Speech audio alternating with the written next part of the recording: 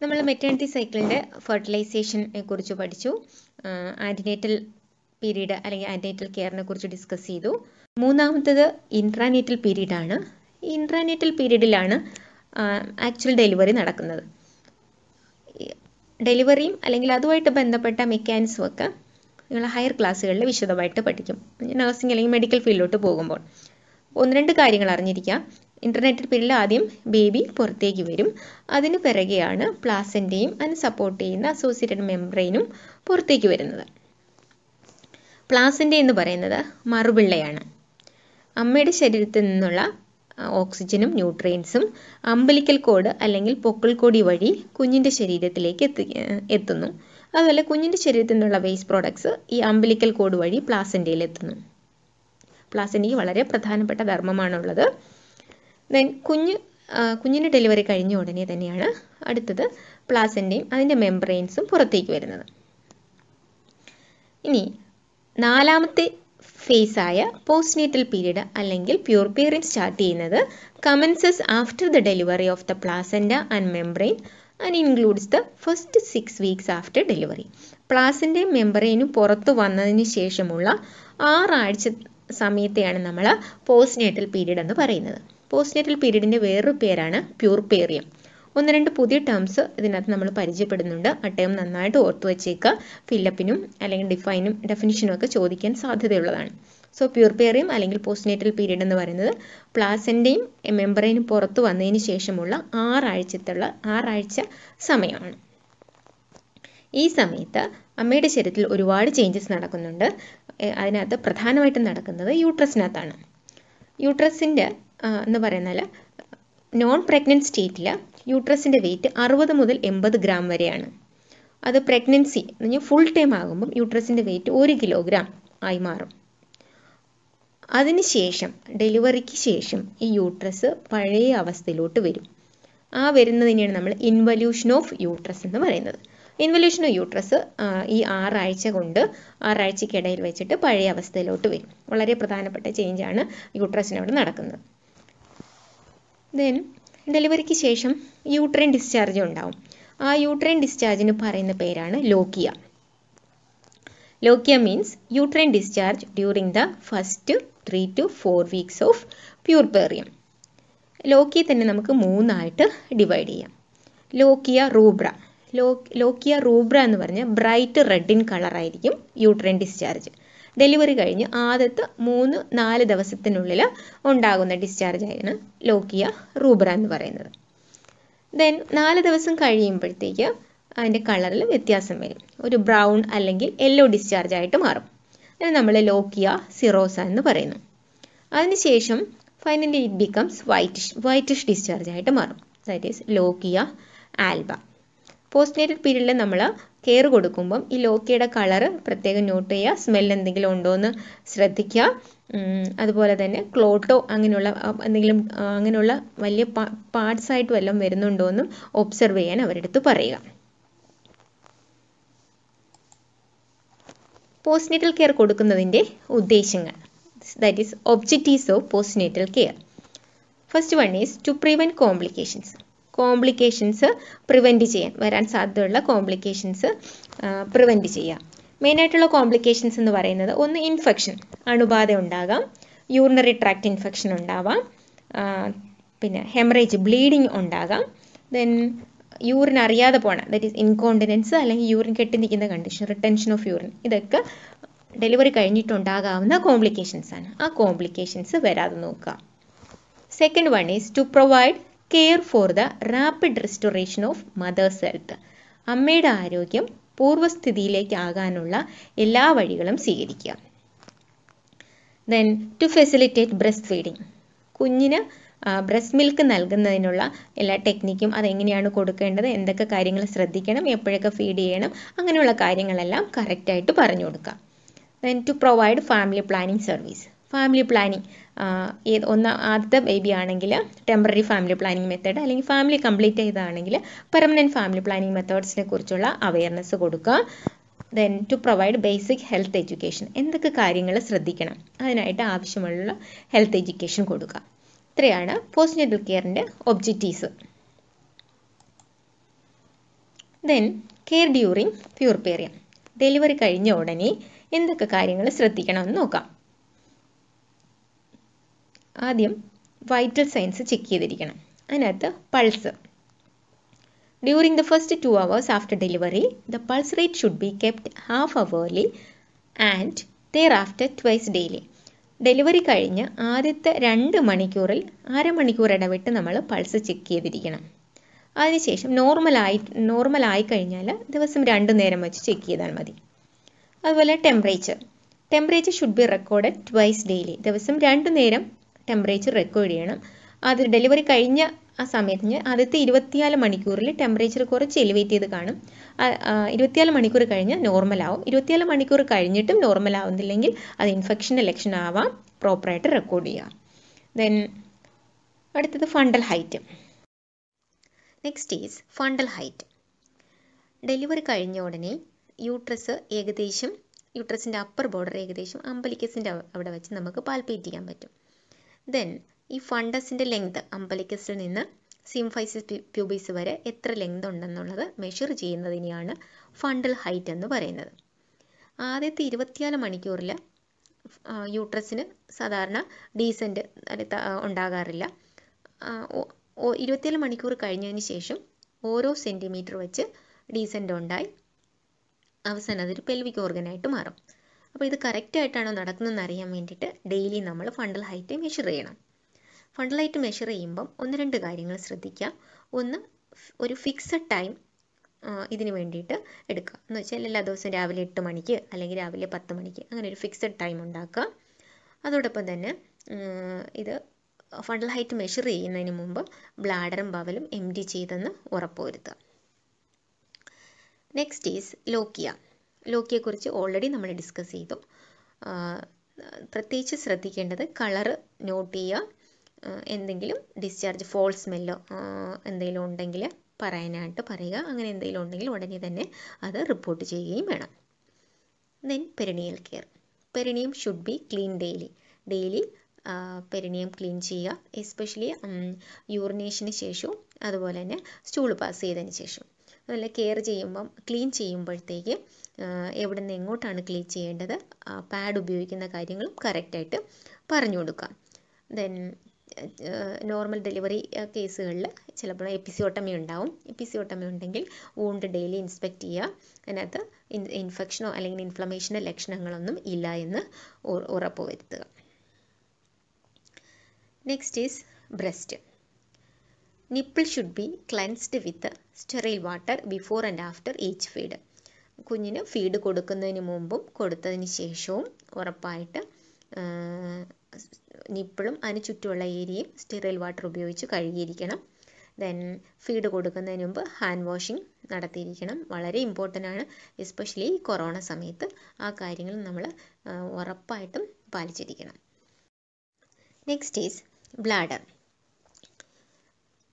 Mother should be encourage to empty the bladder every 7 to 8 hours. ഡെലിവറിയുടെ സമയത്ത് complication വരാൻ സാധ്യതയുള്ള ഒരു ഏരിയയാണ് ബ്ലാഡർ. അതുകൊണ്ട് ഓരോ 8 മണിക്കൂർ കൂടുമ്പോഴും യൂറിനേറ്റ് ചെയ്യാനായിട്ട് എൻകറേജ് ചെയ്യുക. ഇൻകോണ്ടിനൻസോ അല്ലെങ്കിൽ റിട്ടൻഷൻ ഓഫ് യൂറിനോ ഇല്ല എന്ന് ഉറപ്പുവരുത്തുക. Next problem is constipation. എല്ലാ മസിൽസും പെൽവിക് മസിൽസ് എല്ലാം നന്നായിട്ട് വർക്ക് ചെയ്ത് റിലാക്സ് ചെയ്തിരിക്കുന്നത് കാരണം കോൺസ്റ്റിപ്പേഷൻ ഒരു പ്രോബ്ലമാണ്. ധാരാളം വെള്ളം കുടിക്കാൻ പറയുക, ഫൈബർ റിച്ച് ഡയറ്റ് കഴിക്കുക. എന്നിട്ടും കോൺസ്റ്റിപ്പേഷൻ ഒരു പ്രോബ്ലമായിട്ട് നിൽക്കുന്നെങ്കിൽ ഡോക്ടറുടെ നിർദ്ദേശപ്രകാരമുള്ള മെഡിസിൻ കഴിക്കുക. നെക്സ്റ്റ് ആംബുലേഷൻ. നോർമൽ ഡെലിവറി കഴിഞ്ഞാൽ ഏകദേശം ഒരു 2-3 മണിക്കൂറിനകം തന്നെ അവർ ആംബുലേഷന് എൻകറേജ് ചെയ്യാം. ആംബുലേഷൻ മൂലം ഒരുപാട് കോംപ്ലിക്കേഷൻസ് നമുക്ക് കുറയ്ക്കാൻ പറ്റും. സിസേറിയൻ കഴിഞ്ഞാൽ കോൺഷ്യസ് ആവുന്ന മുറയ്ക്ക് പതുക്കെ ബെഡിൽ എഴുന്നേൽപ്പിച്ചിരുത്തുക.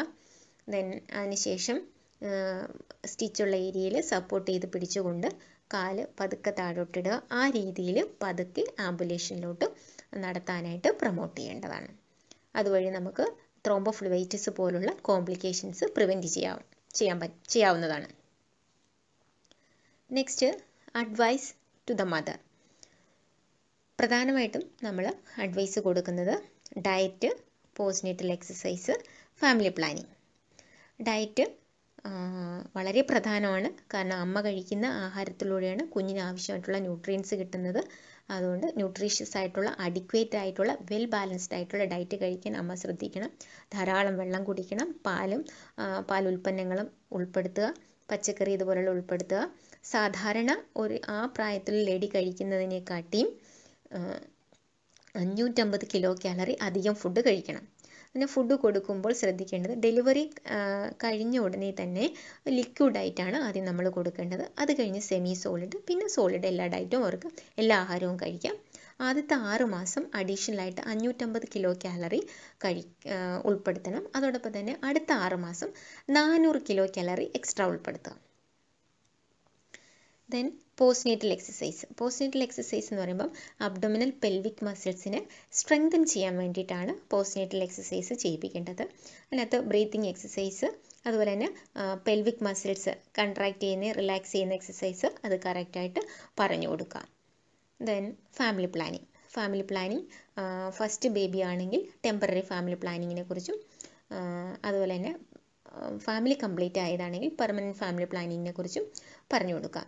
ആദ്യത്തെ ഡെലിവറി കഴിഞ്ഞ അമ്മയാണെങ്കിൽ പ്രത്യേകം പറയുക, ഒരു 3 വർഷത്തിന് ശേഷം അടുത്ത ബേബി വരത്തക്ക രീതിയിൽ പ്ലാൻ ചെയ്യാൻ പറയുക. കാരണം ഈ 3 വർഷം കൊണ്ടാണ് അമ്മയുടെ റീപ്രൊഡക്റ്റീവ് ഓർഗൻസ് എല്ലാം ഏകദേശം പഴയ ഹെൽത്ത് റീഗെയിൻ ചെയ്യുന്നത്.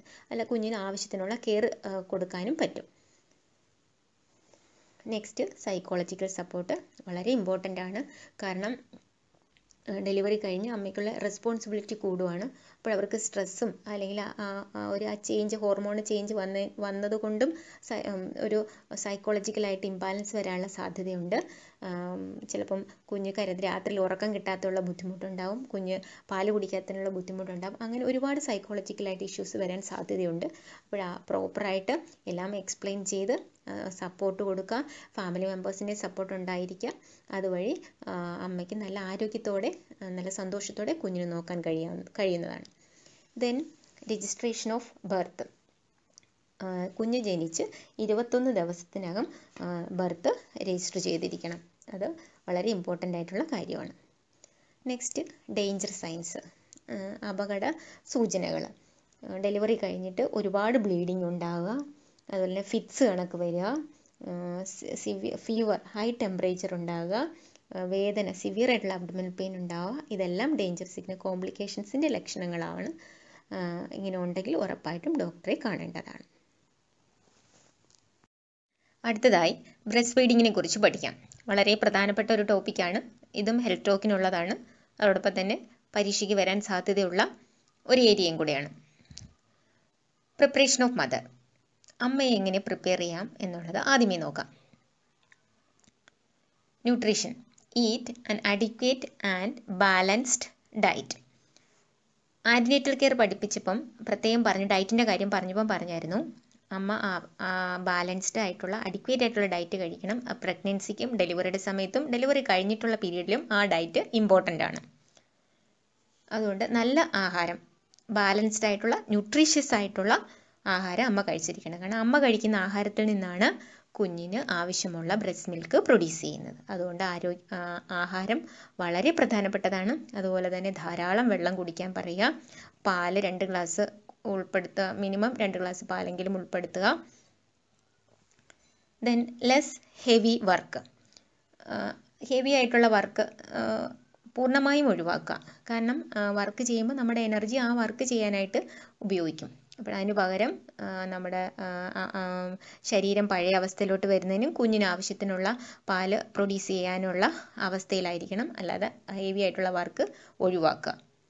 Traditional customs should be avoided. Fasting പോലുള്ളത്, ഓരോരുത്തരുടെ വിശ്വാസം അനുസരിച്ച് ഫാസ്റ്റിംഗ് എടുക്കാറുണ്ട്.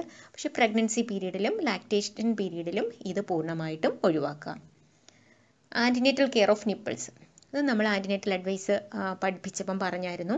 നിപ്പിൾ ഇൻവേർട്ടഡ്, അകത്തോട്ട് വലിഞ്ഞിരിക്കുവാണെങ്കിൽ പ്രോപ്പറായിട്ട് മസാജ് ചെയ്ത് പുറത്തേക്ക് കൊണ്ടുവരണം. അല്ലെങ്കിൽ ഫീഡിങ്ങിൻ്റെ സമയത്ത് കുഞ്ഞിനത് ബുദ്ധിമുട്ടായിരിക്കും. Practice rooming in and bedding in. Rooming in എന്ന് വെച്ചാൽ ഒരേ റൂമിൽ തന്നെ കുഞ്ഞിനെയും അമ്മയും കിടത്തുക. ബെഡിങ് എന്ന് വെച്ചാൽ ഒരേ ബെഡിൽ തന്നെ അമ്മയും കുഞ്ഞിനെയും കിടത്തുക. ഇത് രണ്ടും അമ്മയും കുഞ്ഞും തമ്മിലുള്ള ബന്ധം കൂടുന്നതിനും അതിനനുസരിച്ച് മിൽക്ക് പ്രൊഡക്ഷൻ ഉണ്ടാകുന്നതിനും സഹായിക്കുന്നതാണ്. പ്രൊവൈഡ് പ്രൈവസി വളരെ പ്രധാനപ്പെട്ട ഒരു കാര്യമാണ്. ഹോസ്പിറ്റലിലൊക്കെ ചിലപ്പോൾ നോക്കിക്കഴിഞ്ഞാൽ എല്ലാ ബന്ധുക്കളും കൂടെ കുഞ്ഞിനെ കാണാനായിട്ട് വരും. ശരിക്കും കുഞ്ഞിന് ഫീഡ് കൊടുക്കാൻ പോലും അമ്മയ്ക്ക് പറ്റത്തില്ല. ആവശ്യത്തിനുള്ള പ്രൈവസി പ്രൊവൈഡ് ചെയ്യുക. പ്രൈവസി പ്രൊവൈഡ് ചെയ്താൽ മാത്രമേ അമ്മയ്ക്ക് സമാധാനമായിരുന്ന് കുഞ്ഞിന് പാല് കൊടുക്കാൻ പറ്റുകയുള്ളൂ. അവോയ്ഡ് ടെൻഷൻ, സ്ട്രെസ്സ്, ടെൻഷൻ ഇതെല്ലാം മിൽക്ക് പ്രൊഡക്ഷനെ ബാധിക്കുന്ന ഫാക്ടേഴ്സാണ്. മാക്സിമം ഈ പീരീഡിൽ സന്തോഷത്തോടെ ഇരിക്കുക, നല്ല രീതിയിൽ പാലുണ്ടാകാനും അതുവഴി കുഞ്ഞ് ആരോഗ്യത്തോടെ വളരാനും സഹായിക്കും. അടുത്തത് importance of breast feeding. Breast ഫീഡിങ്ങിൻ്റെ പ്രാധാന്യം എന്താണ്? Breast milk is the best natural food for the baby. പ്രകൃതി കുഞ്ഞുങ്ങൾക്കായി നൽകിയിരിക്കുന്ന ഒരു വരദാനമാണ് അമ്മയുടെ മുലപ്പാൽ. It fully meets a nutritional requirement of the baby and promotes optimal growth. കുഞ്ഞിൻ്റെ ദഹനശേഷിക്കും വളർച്ചയ്ക്കും ആവശ്യമായ എല്ലാ ഘടകങ്ങളും ശരിയായ അനുപാതത്തിൽ അടങ്ങിയിരിക്കുന്ന ഒരു സമ്പൂർണ്ണ ആഹാരമാണ് മുലപ്പാൽ എന്ന് പറയുന്നത്. It protects the baby from infection. എല്ലാ രീതിയിലുള്ള അണുബാധയിൽ നിന്നും കുഞ്ഞിനെ സംരക്ഷിക്കും. കുഞ്ഞുങ്ങൾക്ക് ദഹന സംബന്ധമായ കുടലിൻ്റെ പ്രശ്നങ്ങളുണ്ടാവാം, അണുബാധ ഉണ്ടാവാം, ന്യൂമോണിയ, ചെവിക്കുണ്ടാകുന്ന ഇൻഫെക്ഷൻ, ആസ്മ, അലർജി ഇതൊക്കെ ഒരു പരിധി വരെ തടയാൻ തീർച്ചയായിട്ടും മുലപ്പാൽ കുടിക്കുന്നതിലൂടെ സഹായിക്കുന്നതാണ്. Then it is available 24 hours. 24 മണിക്കൂറും ഇത് ലഭ്യമാണ്. It requires no preparation. പ്രത്യേകിച്ച് പ്രിപ്പറേഷൻ്റെ ആവശ്യമൊന്നുമില്ല. നമ്മൾ പാൽപ്പൊടിയാണ് കൊടുക്കുന്നത് അല്ലെങ്കിൽ ലാക്ടോജൻ പോലുള്ളതാണ് കൊടുക്കുന്നതെങ്കിൽ അതിന് വേണ്ടിയിട്ട് പ്രത്യേക പാത്രം വേണം, അത് ചൂടാക്കണം, വെള്ളം തിളപ്പിക്കണം, അത് പിന്നെ പൊടി മിക്സ് ചെയ്യണം, അതിനുശേഷം അത് കുഞ്ഞിന് കുടിക്കാൻ പറ്റുന്ന രീതിയിലാക്കണം. അത് കുടിച്ചാൽ ഒരുപാട് പ്രശ്നങ്ങളുണ്ടാവും. ഓക്കെ, അങ്ങനെ ഒരു പ്രിപ്പറേഷൻ്റെയും ആവശ്യം ഇവിടെ ഇല്ല. It does not cost anything. പ്രത്യേകിച്ച് വില കൊടുക്കേണ്ട കാര്യമില്ല. It is available to the baby at correct temperature and easily digest. ദഹിക്കാൻ എളുപ്പമുള്ള രൂപത്തിലാണ് കിട്ടുന്നത്. അതുപോലെ കുഞ്ഞിന് എങ്ങനെയാണോ കുടിക്കാൻ പറ്റുന്നത് ആ രീതിയിലുള്ള ടെമ്പറേച്ചറിലാണ് അത് അവൈലബിൾ ആയിട്ടുള്ളത്. It creates bonding between mother and baby. അമ്മയും കുഞ്ഞും തമ്മിലുള്ള വൈകാരിക ബന്ധം ഉറപ്പിക്കുകയും കുഞ്ഞിൻ്റെ സുരക്ഷാബോധം വളർത്താനും ബ്രസ്റ്റ് ഫീഡിങ്ങിലൂടെ സഹായിക്കുന്നു. Sucking is good for the baby. Suck ചെയ്ത് കുഞ്ഞ് പാല് കുടിക്കുന്നതിലൂടെ അവിടുത്തുള്ള വായിൻ്റെ ഭാഗത്തുള്ള മസിൽ നല്ല രീതിയിൽ ഡെവലപ്പ് ചെയ്യാനും 6 മാസങ്ങൾക്ക് ശേഷം നമ്മൾ വേറെ ഫുഡ് കൊടുക്കുമ്പോൾ പല്ല് വരുന്നതിന് അതോടൊപ്പം തന്നെ ചവയ്ക്കുന്നതിനൊക്കെ അത് സഹായിക്കും. അതുപോലെ തന്നെ മുലപ്പാൽ കുടിച്ച് വളരുന്ന കുട്ടികളുടെ ബുദ്ധിശക്തി വളരെ കൂടുതലായിട്ട് പഠനങ്ങൾ തെളിയിച്ചിട്ടുണ്ട്. It reduces infant mortality rate. ഇതുപോലുള്ള ഇൻഫെക്ഷൻ വരാത്തത് മൂലം ശിശു മരണനിരക്ക് വളരെ കുറവായിട്ട് കാണുന്നുണ്ട്. It has A natural contraceptive effect. ഒരു കോൺട്രാസെപ്റ്റീവ് നാച്ചുറൽ ആയിട്ടുള്ള ഓവുലേഷനെ ഹിൻഡർ ചെയ്യുന്നത് മൂലം ഒരു നാച്ചുറൽ കോൺട്രാസെപ്റ്റീവ് ഇഫക്റ്റ് ബ്രസ്റ്റ് ഫീഡിങ്ങിലൂടെ അമ്മയ്ക്ക് കിട്ടുന്നുണ്ട്. ഇത് മാത്രമല്ല, അമ്മയ്ക്ക് ഒരുപാട് ഗുണങ്ങളുണ്ട്. അമിതവണ്ണം കുറയ്ക്കാൻ സഹായിക്കുന്നുണ്ട്. സ്ഥാനാർബുദം, അതുപോലെ തന്നെ അണ്ടാശയ ഒവേറിയൻ ക്യാൻസർ, ബ്രസ്റ്റ് ക്യാൻസർ ഇതിൻ്റെയൊക്കെ റിസ്ക് വളരെ കുറയ്ക്കാൻ സഹായിക്കുന്നുണ്ട്. മാനസികമായിട്ട് ചില ഡെലിവറിക്ക് ശേഷം സൈക്കാട്രിക് പ്രോബ്ലംസ് വരാനുള്ള സാധ്യതയുണ്ട്. അതെല്ലാം കുറയ്ക്കാനായിട്ട് ഈ ബ്രസ്റ്റ് ഫീഡിങ് ചെയ്യുന്നതിലൂടെ സഹായിക്കുന്നുണ്ട്. അപ്പോൾ പാല് കുടിച്ച് വളരുന്ന കുട്ടികളിൽ ഇൻഫെക്ഷൻ്റെ സാധ്യത വളരെ കുറവാണ്. നമ്മൾ എപ്പോഴും ഓർക്കേണ്ട ഒരു കാര്യം, അമ്മമാർക്ക് പറഞ്ഞു കൊടുക്കേണ്ട ഒരു കാര്യം എന്ന് വെച്ചാൽ ബ്രസ്റ്റ് മിൽക്കിനോളം തന്നെ ഒരു സാധനവും വിപണിയിൽ അവൈലബിൾ അല്ല. ഏറ്റവും നല്ല ഫുഡ് എപ്പോഴും എന്താണ്? ബ്രസ്റ്റ് മിൽക്ക് തന്നെയാണ്. കുഞ്ഞിന് 6 മാസം ഉറപ്പായിട്ടും ബ്രസ്റ്റ് മിൽക്ക് മാത്രം കൊടുക്കുക. വേറെ ഒരു ഫുഡും ഈ സമയത്ത് കൊടുക്കേണ്ട, വെള്ളമോ വേറെ ഒന്നും കൊടുക്കേണ്ട ഒരു കാര്യമില്ല. 6 മാസത്തിന് ശേഷം കുഞ്ഞിൻ്റെ വളർച്ച എന്ന് പറഞ്ഞാൽ വെയിറ്റ് ഇരട്ടിക്കുന്നത് കൊണ്ട് ബ്രസ്റ്റ് മിൽക്ക് മാത്രം വേണ്ടി വരത്തില്ല. അതിനോടൊപ്പം തന്നെ ബാക്കി ഫുഡും കൂടെ ഗ്രാജുവലി ഇൻട്രൊഡ്യൂസ് ചെയ്ത് കൊടുക്കുക. 2 വയസ്സ് വരെയെങ്കിലും കുഞ്ഞിന് ബ്രസ്റ്റ് മിൽക്ക് കൊടുത്തിരിക്കണം. സോ അഡ്വാൻറ്റേജസ് മനസ്സിലായി കാണുമെന്ന് വിചാരിക്കുന്നു. എല്ലാവരും ഇത് പഠിക്കണം. So breast milk is the best natural food for the baby. It fully meats the nutritional requirement of the baby and promotes optimal growth. It protects from infection. It is available 24 hours. It requires no preparation. Does not cost anything. It is available to the baby at correct temperature and easily digested. It creates bonding between the mother and baby. Sucking is good for the baby. It reduces infant mortality. It has a natural contraceptive effect. Principles breast feeding. Breast ഫീഡിങ്ങായിട്ട് ബന്ധപ്പെട്ട് കുറച്ച് കാര്യങ്ങളൂടെ നമ്മൾ അറിഞ്ഞിരിക്കണം.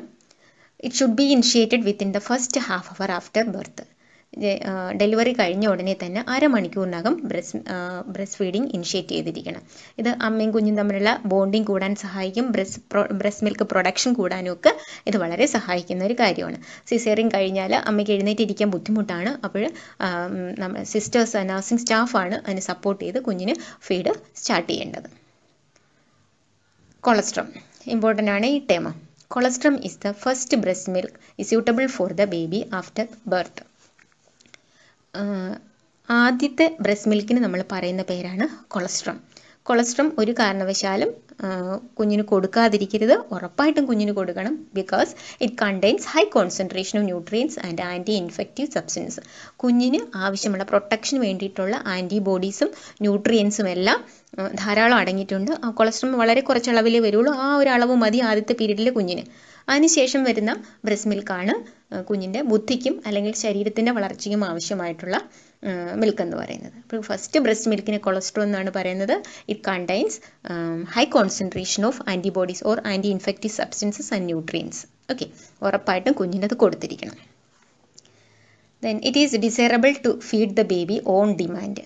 നമുക്ക് ഒരിക്കലും 2 മണിക്കൂർ അല്ലെങ്കിൽ 3 മണിക്കൂർ ഇടവിട്ട് കുഞ്ഞിന് ഫീഡ് കൊടുക്കാൻ പറയാൻ പറ്റില്ല. കുഞ്ഞിൻ്റെ ആവശ്യം അനുസരിച്ച് ഫീഡ് കൊടുക്കുക. അതാണ് on demand, feed on demand. An interval of 6 hours during night should be encouraged to ensure for rest for the mother and the baby. രാത്രി സമയങ്ങളിൽ ഒരു 6 മണിക്കൂർ റെസ്റ്റ് കൊടുക്കുക. അപ്പോൾ അത് ആവശ്യത്തിന് അമ്മയ്ക്കും കുഞ്ഞിനും ആവശ്യത്തിന് റെസ്റ്റ് എടുക്കാനുള്ള സമയം കിട്ടും. When the baby is 4 to 6 months old, breast milk alone will not be sufficient to sustain growth, so additional food should be given. 6 മാസം ആകും. 6 മാസം എക്സ്ക്ലൂസീവ് ബ്രസ്റ്റ് ഫീഡിംഗ് എന്നാണ് പറയുന്നത്. 6 മാസം കുഞ്ഞിന് ബ്രസ്റ്റ് മിൽക്ക് മാത്രം കൊടുത്താൽ മതി. 6 മാസം ആകുമ്പോഴത്തേക്ക് കുഞ്ഞിൻ്റെ ബർത്ത് വെയിറ്റ്, ഓക്കെ, ജനന സമയത്തുള്ള വെയിറ്റ് ഇരട്ടിയാകും. ഈ ഇരട്ടിയാകുന്നത് കൊണ്ട് ബ്രസ്റ്റ് മിൽക്ക് മാത്രം പോരാ, ആ സമയത്ത് വേറെ ഫുഡ് ഗ്രാജുവലി ഇൻട്രൊഡ്യൂസ് ചെയ്യണം. ദെൻ 2 വർഷം വരെയെങ്കിലും ഉറപ്പായിട്ടും ബ്രസ്റ്റ് മിൽക്ക് കുഞ്ഞിന് കൊടുത്തിരിക്കണം. Then weigh the child every month and plot the weight on a growth chart. എല്ലാ മാസവും കുട്ടിയുടെ വെയിറ്റ് നോക്കി ഗ്രോത്ത് ചാർട്ടിനകത്ത് അത് ചാർട്ട് ചെയ്യണം. കാരണം കുഞ്ഞിൻ്റെ വളർച്ച ഓരോ മാസവും കറക്റ്റ് ആണോ എന്ന് അറിയാൻ വേണ്ടിയിട്ടാണ് അത് ചെയ്യേണ്ടത്. ഇത്തരം കാര്യങ്ങൾ നമ്മൾ അറിഞ്ഞിരിക്കണം. ഇനി ഈ ബ്രസ്റ്റ് ഫീഡിങ്ങിന് അല്ലെങ്കിൽ ബ്രസ്റ്റ് മിൽക്ക് പ്രൊഡക്ഷനെ അല്ലെങ്കിൽ ബ്രസ്റ്റ് ഫീഡിങ്ങിനെ അഫക്റ്റ് ചെയ്യുന്ന കുറച്ച് പ്രശ്നങ്ങളുണ്ട്, പ്രോബ്ലംസ് ഉണ്ട്. അതെന്തൊക്കെയാണെന്ന് നോക്കാം. ഇമോഷണൽ, നേരത്തെ പറഞ്ഞു സ്ട്രെസ്സ്, ടെൻഷൻ, ആൻസൈറ്റി, വറി, ഇതൊക്കെ ഉണ്ടെങ്കിൽ ബ്രസ്റ്റ് മിൽക്ക് പ്രൊഡക്ഷനെ സാരമായിട്ട് ബാധിക്കും. കുഞ്ഞിന് എന്തെങ്കിലും പ്രശ്നങ്ങളുണ്ട് അല്ലെങ്കിൽ കുഞ്ഞിനെ സെപ്പറേറ്റ് ചെയ്ത് കിടത്തിയേക്കുന്നു, അങ്ങനെയൊക്കെ ആയിരിക്കുമ്പോൾ അമ്മയ്ക്ക് സ്ട്രെസ് ഉണ്ടായിട്ട് മിൽക്ക് പ്രൊഡക്ഷനെ ബാധിക്കും. ദെൻ ഫ്ലാറ്റ് നിപ്പിൾസ് ഫ്ലാറ്റായിട്ടിരിക്കുക. അപ്പോൾ കുഞ്ഞിന് പ്രോപ്പറായിട്ട് സക്ക് ചെയ്യാൻ പറ്റത്തില്ല. അതാണ് അങ്ങനെയാണ്. ഇങ്ങനെയുള്ള കണ്ടീഷനിൽ പ്രോപ്പറായിട്ട് മസാജ് ചെയ്ത് വേണം ആ കണ്ടീഷനെ കറക്റ്റ് ചെയ്യാനായിട്ട്. ദെൻ സ്വളൻ ബ്രസ്റ്റ് ഫീഡിങ് കൊടുക്കുമ്പം പ്രത്യേകം അമ്മമാരുടെ അടുത്ത് നിർദ്ദേശം കൊടുക്കുക. ഓരോ പ്രാവശ്യം ഫീഡ് കൊടുക്കുമ്പോഴും 2 ബ്രസ്റ്റിൽ നിന്ന് മാറി കൊടുക്കാനായിട്ട് പറയുക. ഇല്ല എങ്കിൽ പാലിങ്ങനെ കെട്ടി നിന്നിട്ട് ബ്രസ്റ്റ് ഇൻഫെക്ഷൻ സ്വളനാവാനുള്ള സാധ്യത ഉണ്ട്. അത് പെയിൻഫുൾ ആയിരിക്കും. പിന്നെ അങ്ങനെ ആയിക്കഴിഞ്ഞാൽ പെയിൻഫുൾ ടെൻഡർ ബ്രസ്റ്റ് അല്ലെങ്കിൽ ഇൻഫെക്ഷൻ മാസ്റ്റൈറ്റിസ് എന്ന കണ്ടീഷനിലോട്ട് പോകും. അത് വന്നു കഴിഞ്ഞാൽ ആൻറ്റിബയോട്ടിക്സ് ഇതുപോലുള്ളത് എടുക്കേണ്ടി വരും. Then the baby may be having respiratory infection or congenital defects or may be premature.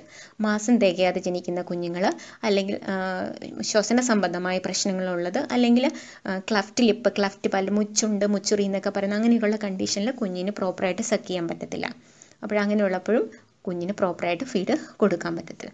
പിന്നെ ഒരു കാര്യം ശ്രദ്ധിക്കേണ്ടത്, ആവശ്യമില്ലാതെ മരുന്നുകളൊന്നും ഈ സമയത്ത് കഴിക്കരുത്. ഡോക്ടർ നിർദ്ദേശപ്രകാരം മാത്രമേ മരുന്ന് കഴിക്കാവൂ. കാരണം അമ്മ എന്തൊക്കെ ആഹാരം കഴിക്കുന്നോ, എന്ത് കഴിച്ചാലും അതെല്ലാം ഒരംശം ബ്രസ്റ്റ് മിൽക്കിലൂടെ കുഞ്ഞിനും കിട്ടുന്നുണ്ടെന്നുള്ള കാര്യം ഓർത്തിരിക്കുക.